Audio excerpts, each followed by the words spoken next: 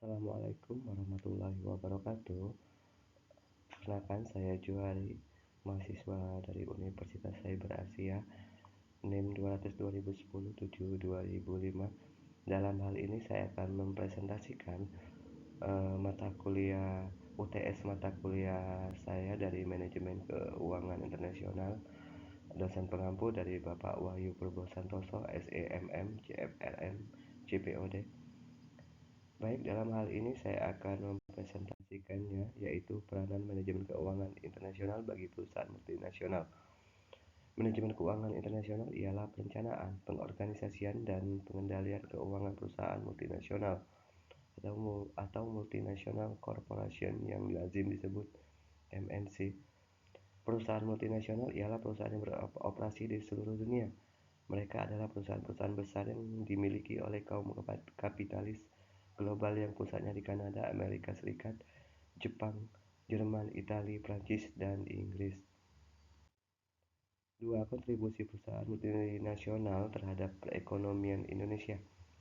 Keberadaan perusahaan multinasional di Indonesia dapat meningkatkan produktivitas masyarakat yang memiliki pengaruh besar dalam sistem perekonomian di Indonesia. Perekonomian dengan menganut sistem Pancasila memberikan ruang bagi seluruh kalangan masyarakat untuk merasakan kesejahteraan dan pemerataan fasilitas yang dapat menentukan masyarakat dan meningkatkan kenyamanan bagi masyarakat itu sendiri. Manajemen keuangan internasional meliputi aktivitas. Yang pertama, aliran finansial, yaitu arus masuk modal dan pinjaman. 2. Aliran real, yaitu arus masuk barang dagangan atau bahan baku, barang setengah jadi, dan barang jadi. 3. Aliran budaya, yaitu arus masuk ilmu pengetahuan, teknologi, dan pola pikir perilaku. 3. Analisis kemungkinan penyatuan mata uang ASEAN. Penyatuan mata uang meningkatkan IRS, tetapi untuk pencapaian penyatuan mata uang memerlukan prasyarat. Sepanjang prasyarat belum terpenuhi, maka penyatuan mata uang belum dapat dilakukan.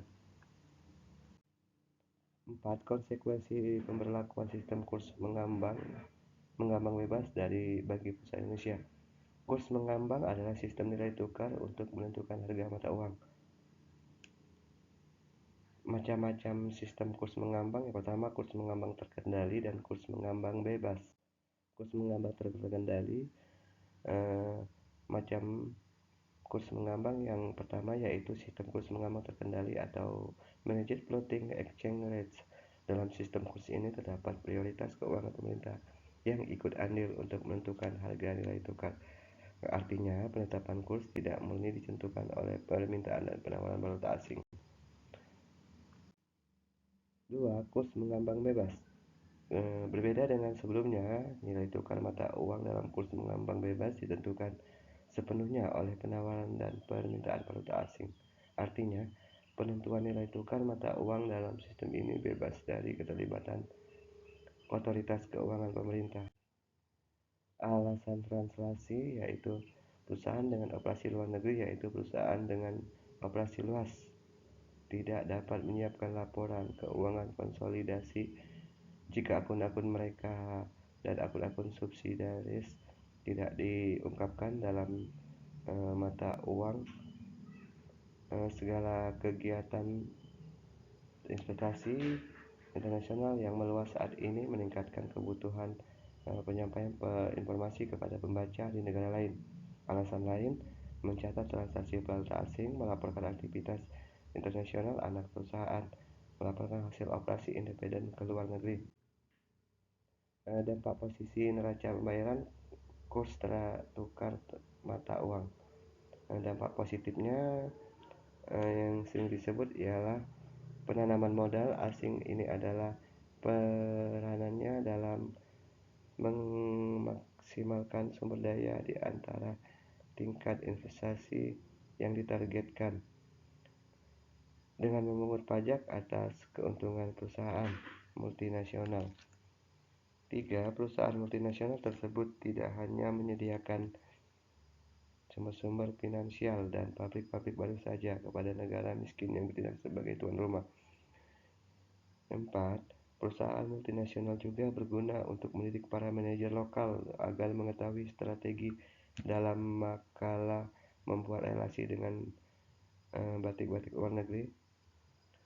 5. Perusahaan multinasional akan membawa pengetahuan dan teknologi yang tentu saja dinilai sangat maju.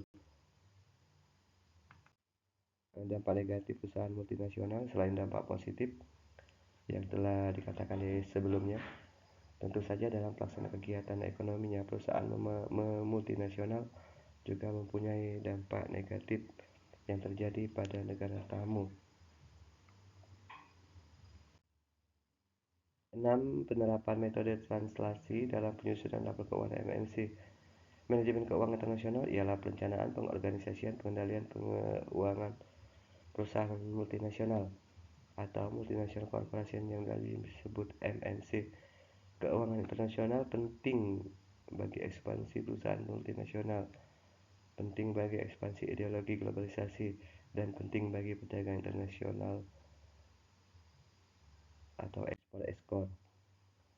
Translasi mata uang asing. Pengertian metode translasi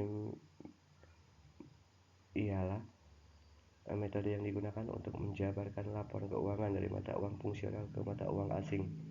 Penjabaran metode ini menggunakan kurs yang berbeda pada masing-masing pos. Hasil yang timbul selisih pada atas laporan keuangan hasil translasi. Pengaruh translasi pada laporan keuangan. Alternatif kurs, kurs kini atau current, kurs historis, kurs rata-rata. Pengaruh penggunaan kurs terhadap laporan keuangan. Penggunaan kurs nilai tukar historis melindungi laporan keuangan dari keuntungan dan kerugian translasi mata uang asing. 2. Penggunaan kurs kini menimbulkannya terjadinya keuntungan. Transaksi mata uang asing. Transaksi dalam mata uang asing terjadi pada suatu saat perusahaan membeli atau menjual barang dengan pembayaran yang dilakukan dalam suatu mata uang asing, atau ketika perusahaan meminjamkan dalam mata uang asing. Suatu transaksi mata uang asing dapat berdominasi dalam satu mata uang, tetapi diukur atau dicatat dalam mata uang yang lain. Keuntungan atau kerugian transaksi.